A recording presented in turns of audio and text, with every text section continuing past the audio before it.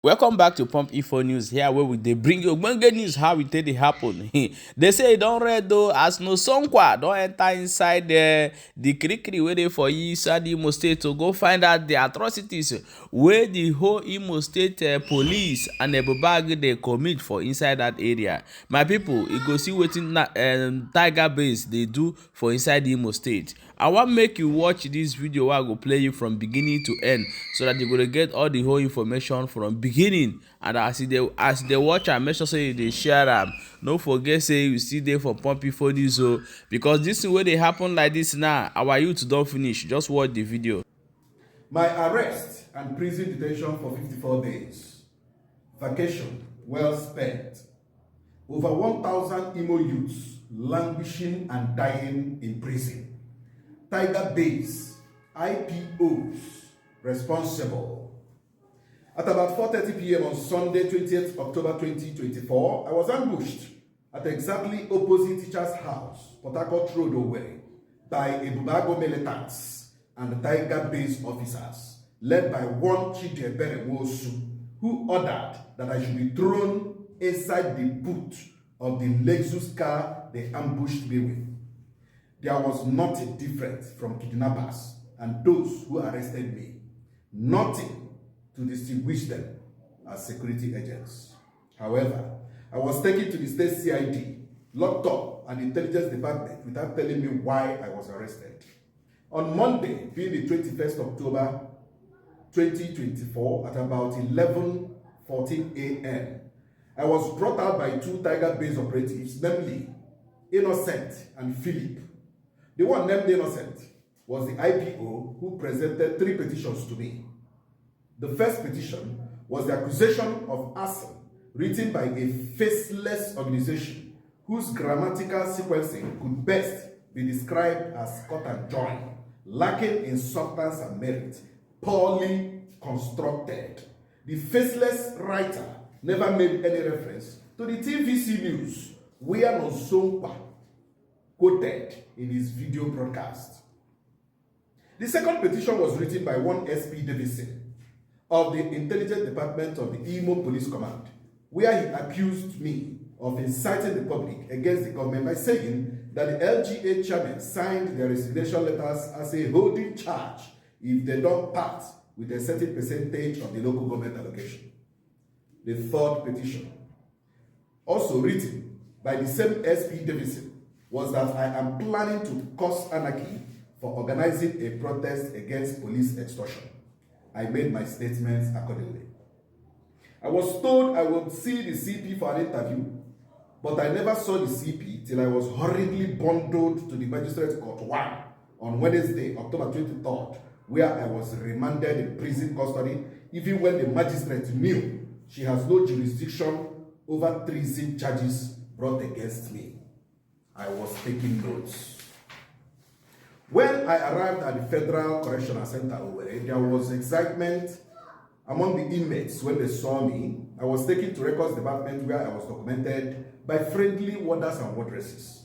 I was later shown to my cell, F-line, where I shared the space with the General Provost of the prison and 4 others.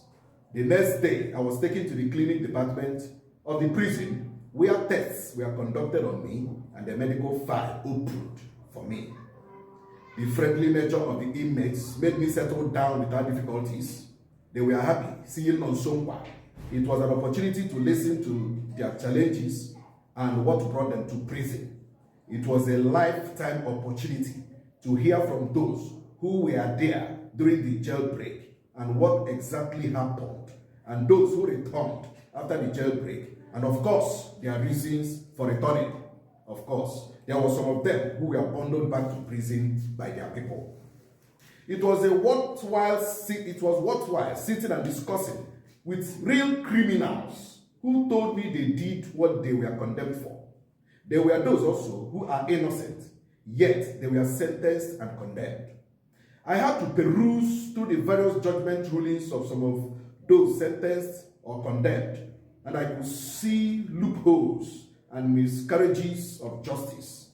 I told such prisoners to appeal the judgment, but the challenge remains money to hire a lawyer. Meanwhile, the number of those on awaiting trial is shocking. About 800 inmates have no access to the law court. Some have spent 2 to 10 years in prison without going to court. I took it upon myself to gather every necessary information about them for action. My project for 2025 is hugely for the welfare of prisoners and inmates, to offer help to those yet to go to court and assist those yet to meet their bail conditions. Then organize a monthly visitation for the inmates. To this end, I will form a prisoners' welfare partnership with like minds to assist the inmates on a monthly basis. By January, I shall be announcing the procedure for those interested. It will be a taboo if I fail to mention one of the ugliest parts of my experience and discovery while in prison.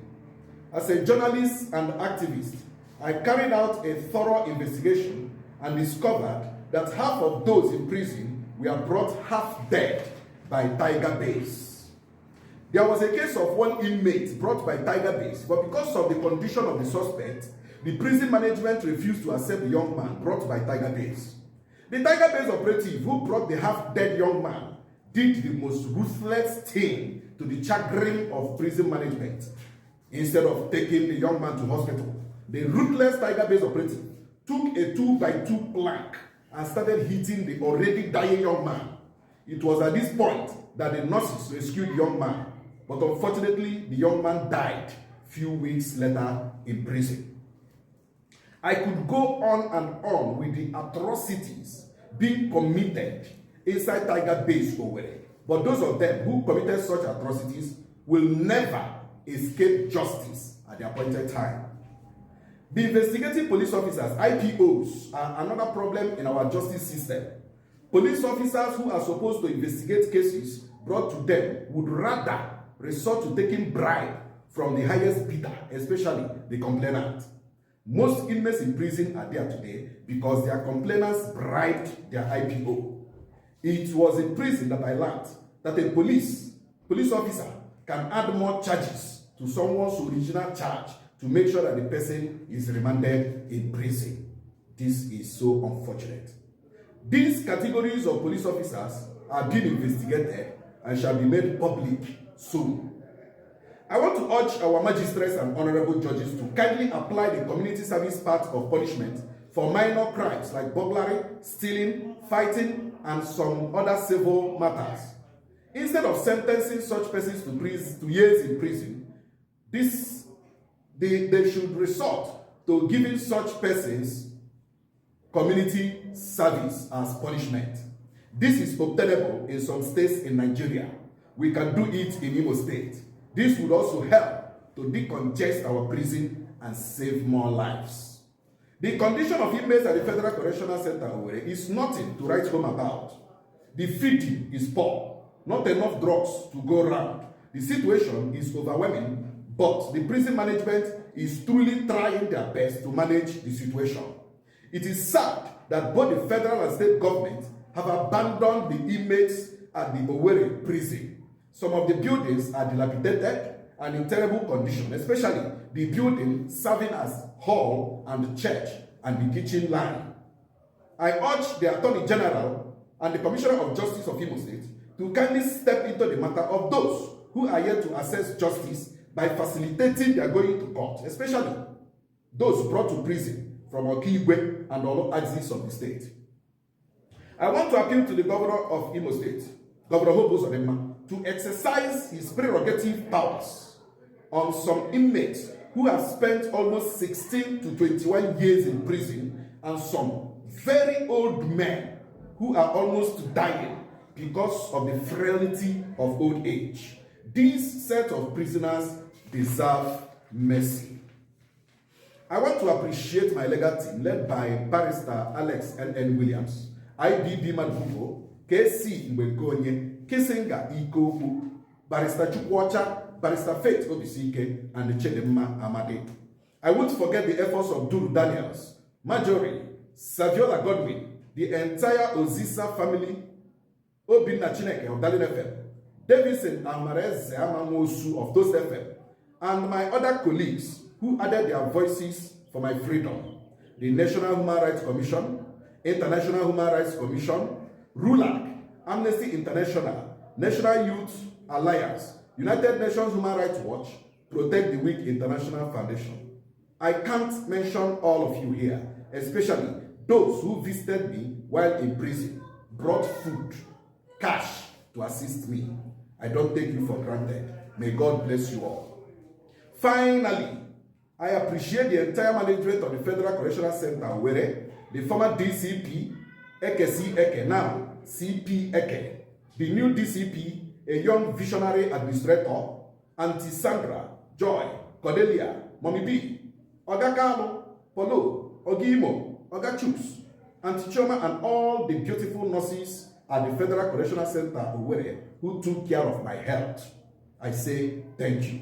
All warders and wardresses, including our gallant armed forces, I can't thank you guys enough for treating me like your blood. God bless you. To the General Provost of the prison and all other provosts, General Pastor, and the prison police, I appreciate you guys a lot for the physical protection you guys provided me throughout my stay with you. God will see you guys through. Amen. Before I conclude, the use of faceless organizations and individuals to write baseless petitions against opposition and critics of the Imo State government is a childish political tactics that must backfire and bring shame to Imo State. To any government that lacks the confidence and trust of the people, truth is inciting to such government. I have no personal grudge against the governor or anyone working for him, but I have serious issues with the way his information managers are managing his relationship with the people. There is an unprecedented gap of communication between the government and the people of Imo State, because the media team of the governor only attacks personalities instead of issues raised. This is the greatest undoing of Uzodimma's administration. I will remain at the forefront of justice, defending Ndimo with the weapon of truth against political gamblers and jobbers. This is my vow. Maazị Nonsonkwa, President, Protect the Weak International Foundation, Nchekwa Ụmụ Ogbenye Foundation. May God bless Alibo, may God bless Imo State, and may God bless Nigeria. Thank you. My people, you see there from Pump Info News. As you don't watch this video, make you share them. Drop your own opinion in the comment section. Tell Hope Uzodimma wetin you need though for inside Imo State. You get why. Share the video.